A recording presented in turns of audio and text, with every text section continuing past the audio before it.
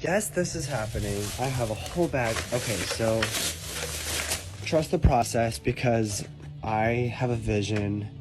You'll see. I have 2 of those. I have 2 each of the one I'm going to be using. This right here is a perfect eye shape. I'll be using 4 of those. I got 2 masks.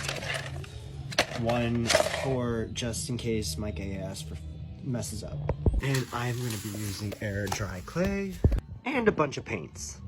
I did already make her ears, but I'm just going to be attaching them to the mask. I do want to shape the mask first to the face.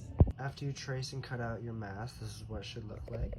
I'm using the sand dollar mold for the eyes, and there is 2 in each package. So I'm going to be using them for all 4 of the eyes. Have them cut out, but make sure there's a little rim around all of them so you can glue them down. 2 of them will be going over the eye sockets where your eyes will be shown. I will show you, and the whole mask will be covered in clay, and it'll be great.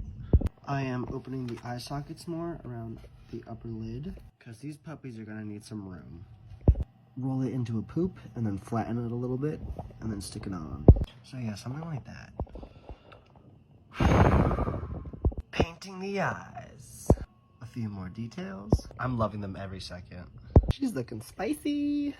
I think I'll be covering her with paper mache, but follow for more updates. I'm almost done, you guys.